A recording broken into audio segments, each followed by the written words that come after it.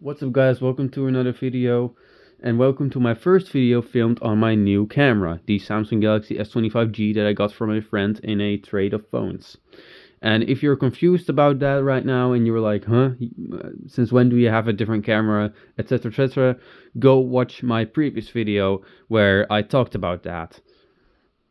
But I'm pretty sure you already did because that video did have a ton of views and likes, which I really want to thank y'all for that. Thank you so much for the support. I really freaking appreciate that, and it does motivate me more to make more videos. But in case you haven't, go watch that video before you watch this. And I also recommend you to go ahead and watch my video where I took a look at my new main phone, because that is what we're going to be talking about today. I want to talk about my main phone because something pretty bad but also something pretty good has happened. A lot has happened in between that video and now with my main phone situation, we'll just call it. Yeah, quite a lot has happened. And I wanted to make a dedicated video about that for like 3 weeks now, but I didn't really have the right amount of time for it. And I really wanted to make it a good video. And making good stuff can take quite a while, So I've just decided it would take longer to make the video, but trust me guys, I will try my best.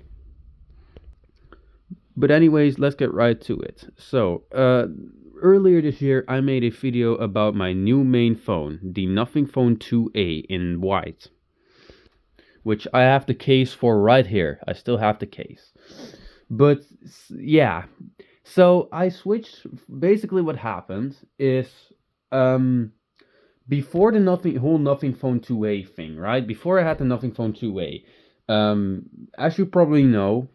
And again, if you don't, then, you should go watch the video where I took a look at the Nothing Phone 2A, my new main phone, switching from it, etc, etc. But basically, I've owned a Samsung Galaxy M53 for the past 2.1 years now. And it has been quite a terrible phone, honestly. I have it right here. I had this from September 1st, 2022 till, what was it? October 2024, yeah. So I've had this for a good 2 years. And I never liked Samsung. Despite that I'm recording on an S20 right now, I never liked One UI on this. Mainly because it was so sluggish, really buggy, really laggy at times. And the performance just overall quite sucked. The cameras were good on this phone. That was a good thing about it. But yeah, I never really had a click with this phone. I never really liked it. Despite it running, full Android 14, and it is still supported, and it will get Android 15, etc., maybe even 16, who knows. I'm not saying that this is a really bad phone, it is just not good enough for me, and that was the thing. I never liked this phone, I never enjoyed using it. Apart from that, the cameras were pretty damn good. Apart from that, the cheap build quality sucks. Plastic sides, plastic everywhere. I did use a lot of screen protectors with this phone. But yeah, overall, I never really enjoyed this phone, and I really wanted something else. And I thought the Nothing Phone 2A would really be for me, because I wanted something special. I want a special main phone that not a lot of people have, because I want to be special. I like being special and different from others, if you didn't know. And that's also why I bought this M53 back in 2022, because I was looking for a A53, but there were performance complaints about the A53, etc. So I got the M53. Which I'm glad, because lots of people complain about the A53 having sucky performance now, and I've asked a couple people in real life who have a A53, and it does indeed suck. The A53 is awful, so I'm glad I didn't choose that and chose this instead, but this still sucked. I really wasn't happy with this thing. For 384 euros that I paid for it, it just didn't get the job done, in my opinion. The battery life was my main complaint. The battery life sucked, which you wouldn't expect from an M-series device. But yeah, I had quite a bit of complaints with this device, and if you want to have a more in-depth look at this device, then you should look at my video that I made with the Nothing Phone 2A when that became my new phone. So yeah, I never really enjoyed this thing, so I wanted the Nothing Phone 2A. That's what I decided on back then. And yeah, like I said, if you want to know more about my complaints with this device and why I didn't like it, etc., you should go watch that video and not this one, because I'm not going to completely get into detail why I didn't like my old phone, because I already did that in that video. So if you want to hear that, you should go watch that instead. So yeah, I had the Nothing Phone 2A for around 6 days after purchase. So basically, let me get my experience with the Nothing Phone 2A out of the way.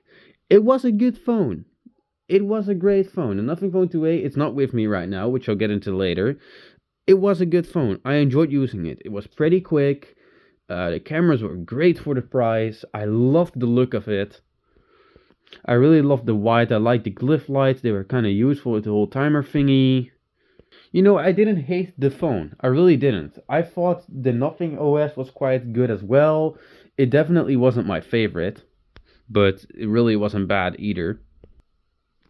But yeah, overall my experience with the Nothing Phone was pretty good. The cameras were pretty damn good. The ultrawide was above my expectations.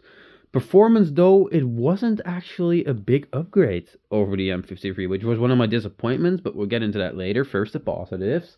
I liked the Nothing OS. The battery life was pretty good. It wasn't the best. It wasn't that much better than the M53, which is kind of weird in my opinion, but it was still better. Something, yeah, I did have a few complaints with the Nothing Phone as well, but we'll get to that. Overall, I enjoyed using the phone. The battery life while watching YouTube was insane. And the camera performance was pretty good for its price as well, and it's still really good value phone. It really wasn't a bad phone at all, in general, and I was generally quite happy with it, and I did like it more than the M53. Although I quickly realized that I actually didn't like it that much more than the M53, but I was like, that's probably just me. I'll have to get used to this device, etc., etc. But as days went on, I didn't feel so great, honestly, because the performance, the main complaint was the battery life, and my second complaint was the performance. The performance wasn't that much better, so I wasn't sure if I actually had done a good upgrade. But I didn't worry about it too much. I wasn't super happy with it because the performance upgrade was quite small. But overall, I really liked the phone. Apart from minor things like, haptic integration wasn't that great with Nothing OS. Maybe they fixed that with 3.0. I'm not sure. I was on 2.53 and 2.6 at the time. Haptics weren't integrated that well. The vibration motor was loud, which was one of my complaints. But yeah, that's a little bit of the minor things. But yeah, overall, great phone, great display, great cameras, decent performance, decent battery life. I think the battery life was actually kind of overhyped. I don't know if that's just me, but it wasn't as good as my new main phone, which I'll get to in a bit. But overall, I was satisfied. I just didn't really feel like it was a big upgrade, but I kind of ignored the fact. I just casually used the phone. And as days went on, the phone worked fine. And although I didn't feel the greatest about it, about the whole it's a small upgrade thingy, I am like that as a person. I really want the best for my money, absolutely. I just kept using the phone and it wasn't too bad. Until 4 days after my purchase of the Nothing Phone 2A, I noticed something bad was starting to happen. So I have some pictures up on my M53. This is what my Nothing Phone 2A looked like, if you don't remember. This is what it looked like, working completely fine back then. I did a ultra wide comparison between the M53 and the Phone 2A, and it was quite a bit better. As you can see, it was running Nothing OS 2.6. I had the 12 gig 256 gigabyte option.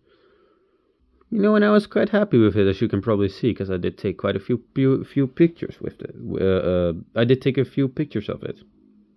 Until 4 days after my purchase. This started to happen.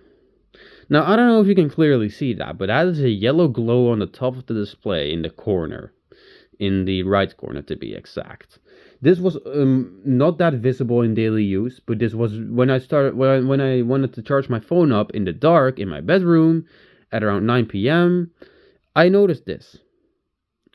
And it gradually became worse. Look, this is 1 day after. I think this is like 2 days after this. No, this is 1 day after the first picture. And with different display brightness, it would look differently, but it was only in gray. It was only on a specific grayscale that it was really visible, but it generally became worse over time. And I really panicked when I saw this at first because it looked really, really bad. I have a little bundle here of pictures of that. And, you know, I started worrying about it so much that I did tell my dad about this. And he was like, well, if it gets worse, we can return it. And sadly, it did get worse, like you saw in the pictures. So eventually, I switched back to the M53 around 2 days after the incident, which is 6 days. This means 6 days of use, 6 days of use of the phone. What I did was I gave up after 6 days. I informed my dad. My dad informed the shop where we got it from. He basically told the online shop where we got it from, that the screen was starting to fill that the screen was starting to fill at the top. Sadly, he couldn't insert any pictures into the email that he was going to send, but he did send an email. And now this process took ages.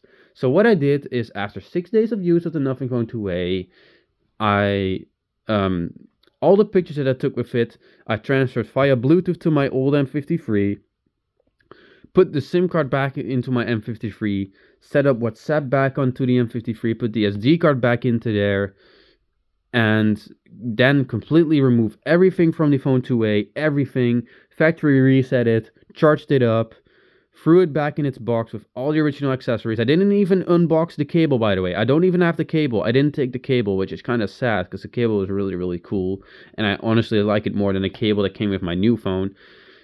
And now this process took really, really long. It took 2 weeks before they finally processed my order. I had to bring the phone back to a post office nearby, which doesn't take long, thankfully. They shipped it back. And that process didn't take that long. It took around 2-3 days from what I can remember. But what did take incredibly long was them processing my order, taking a look at the phone, inspecting it, whatever, seeing if my complaints were true. It took them 2 weeks to do that. 2 whole weeks. When they said in the email it would take 1 week. It took ages, and I had to use my M53 for quite a while still. And I did get used to it very quickly because, I maintained this for 2 years and it sucked. This thing still sucked, even after re-switching, This thing still sucked. Don't buy this if you're into high performance phone.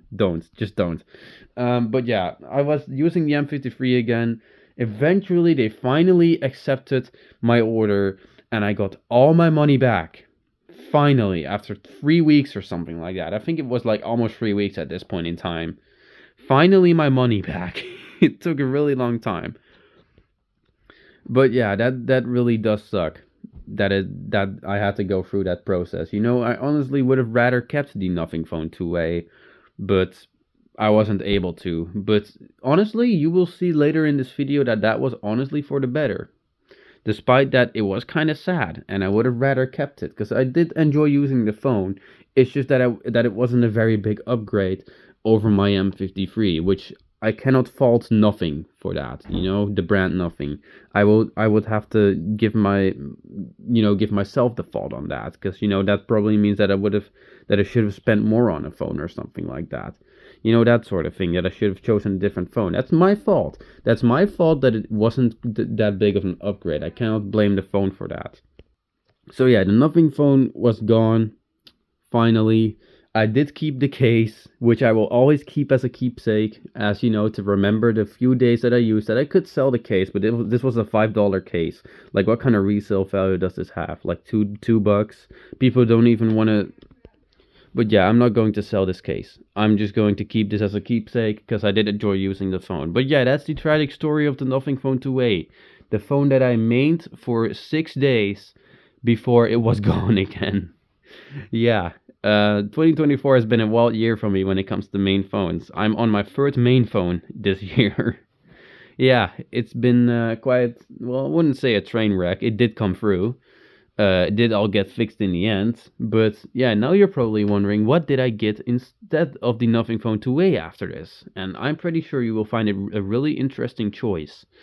I really wanted to get the Nothing Phone 2A Plus, but that came out when I still maintained the M53, and the 2A Plus is really expensive here. It is literally 100 euros more expensive than the 2A, and it's barely any better. 5 watts faster charging, better selfie camera. I'm not a selfie person. I never take selfies. Why would I? I have an ugly face. Like, why? Slightly better processor that's like 50 points better in Geekbench, that sort of thing. Really wasn't worth the extra $100. And since I was going to choose very wisely this time, since I knew the Nothing Phone 2A wasn't that big of an upgrade over my main phone. So I really wanted to get something that would be a huge leap and something I could keep for years on end, and something that would have long software support, really good performance, even better battery life than the Nothing Phone 2A, which didn't seem to exist apart from the 2A Plus and some iPhones and the Zenfone 11, from according to GSM Arena at least. So what has this mysterious phone been that has been my main, that I've been hiding from y'all in the previous video, in the previous videos? You will not believe me what I got, because it's amazing. It's really amazing. So it took me quite a long time before I finally permanently decided what phone I was going to get as a main. But after lots of digging, lots of review watching, lots of looking online, asking people for advice, I got this. The OnePlus Nord 4. But not just any OnePlus Nord 4. By the way, this box looks super blue on camera. It's actually very cyan in real life. I don't know why it's very deep blue. I bought the brand new, and this is a really, really new phone, Nord 4. Yeah, that is like twice the price, here in the Netherlands at least, than the Nothing Phone 2A. Especially if you choose the 8GB RAM base model. And not just any OnePlus Nord 4. The top of the line, absolutely gorgeous silver variant. So let me get into this. So I honestly never really have been into OnePlus phones at all. I've never had a OnePlus phone before, not even like given from a friend. Well, apart from the CE 5G, which I have right here, which is my friend's backup phone, but he gave me when I already had this, so this doesn't count. But I never had a OnePlus phone, and I'm the type of person who likes trying new things and try to be different than other people, which is basically not buying a Samsung at all, because every normie buys a Samsung. Let's be honest, I'm not a normie. I'm anything but a normie. You will definitely notice that. But yeah, I wanted to try something new and something different and something special. And what makes this phone really, really special is that it's literally the only 5G phone with a aluminum shell. And I honestly really, really like it. I seriously really, really like it. So I had a few main reasons why I wanted to get this instead of the Nothing Phone 2A and 2A Plus. This was much better value than a 2A Plus. Let me get that straight. The 2A Plus is awful value, at least in the Netherlands. For 450 euros, you're not getting the best phone in terms of value for money. Like, seriously. But yeah, since the 2A wasn't a big difference in terms of performance, I wanted to get something that is, performance oriented and something that is, battery life oriented. And this phone is pretty much perfect when it comes to that. So I didn't actually want to get the Nord 4 at first. What I wanted to get at first was the OnePlus 12R, which is a absolutely beautiful device. It's basically a flagship from last year with a Snapdragon 8 Gen 2, 12 gigs of RAM, etc., etc. I really wanted to get the blue color of that phone, but the Nord 4 and the 12R were both exactly the same price, so it wouldn't really matter which one I would pick price wise, because they were the same price. I got this one cheaper than a 12R, but we'll get to that in a bit. Yeah. So I really wanted to get the 12R, but on the very last moment, I still got the Nord 4, and I don't regret that a single bit. But I got it because I don't want a curved screen. I'm recording on the S25G, and it is damaged exactly where the corners are, where the screen is, edged, curved, whatever you want to call it.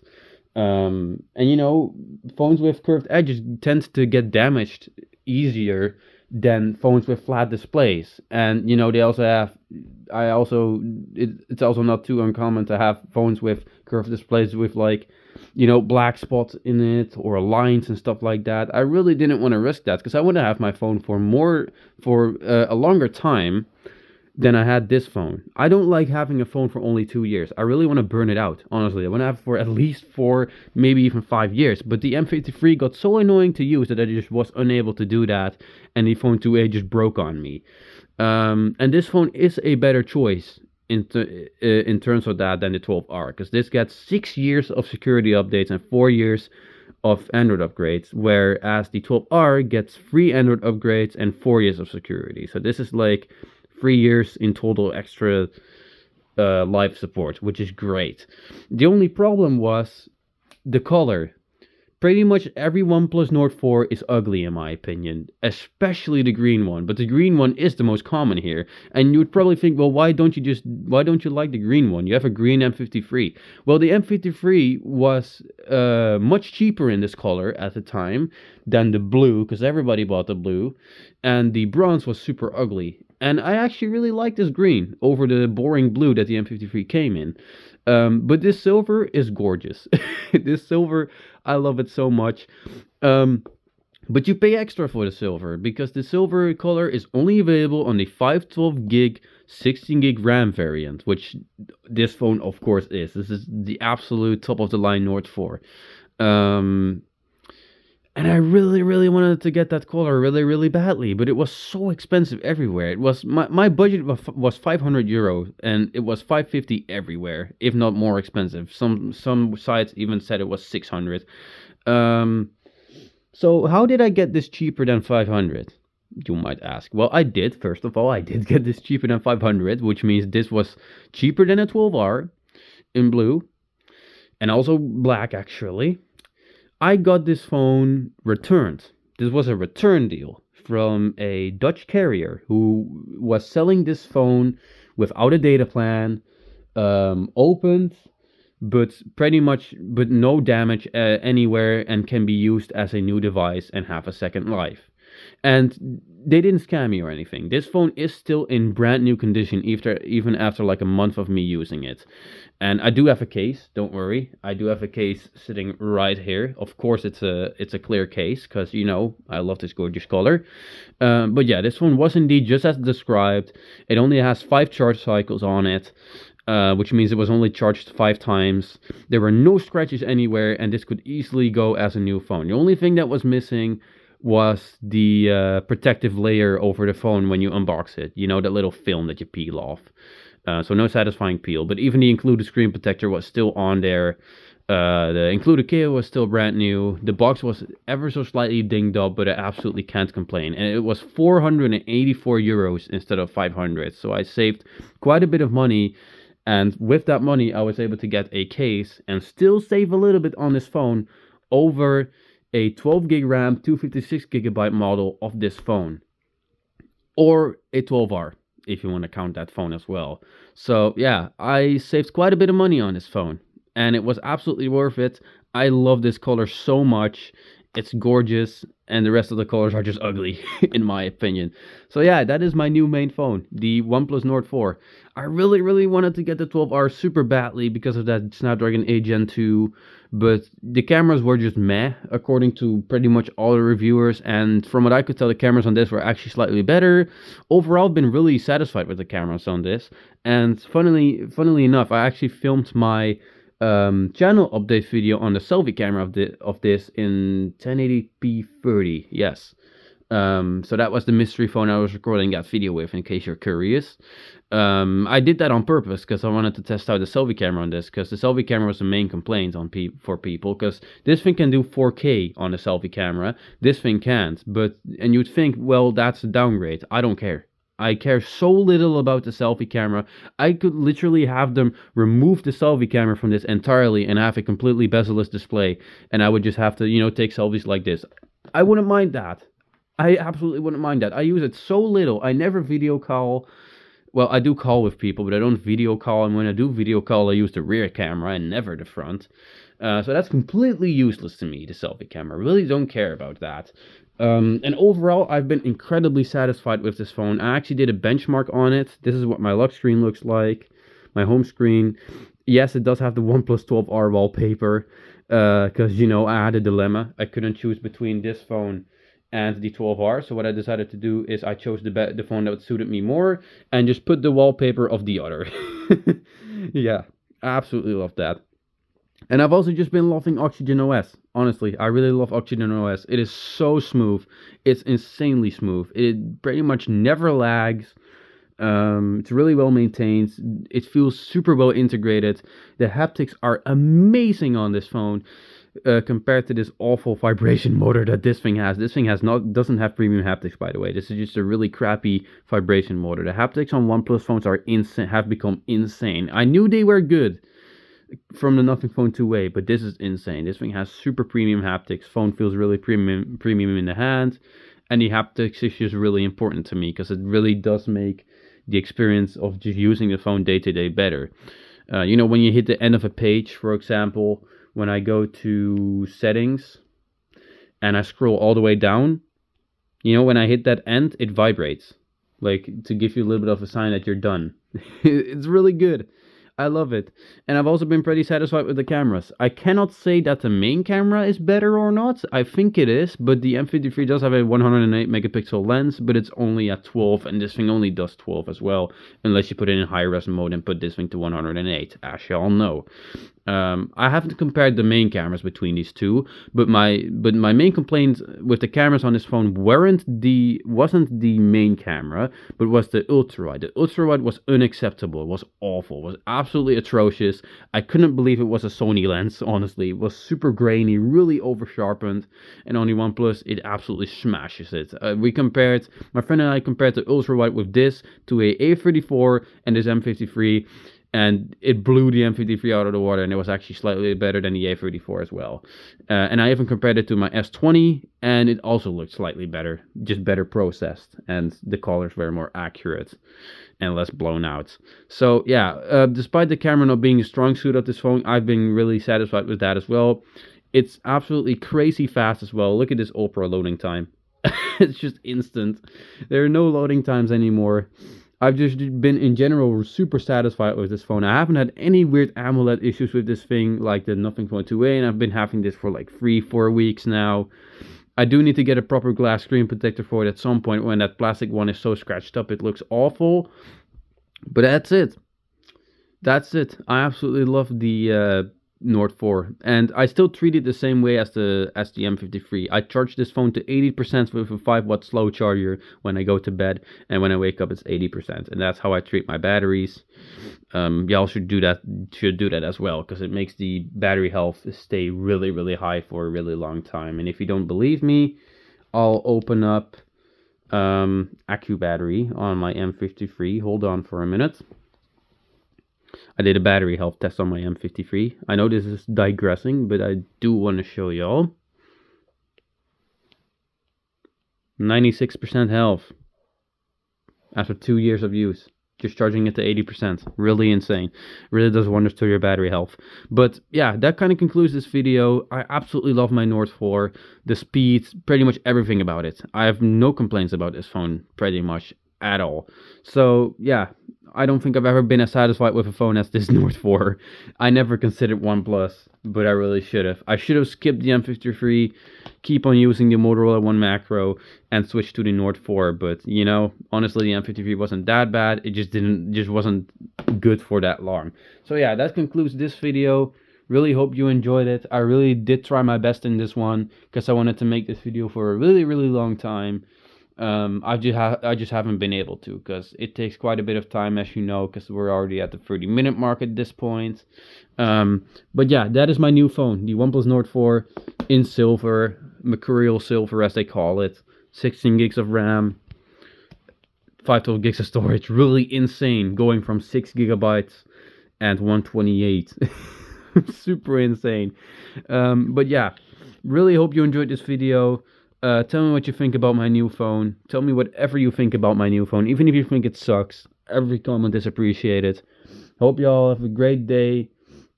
Comment, like, and subscribe if you want. I'm not forcing you, just if you want, and if you want to support the channel. No begging here. And see y'all in the next video.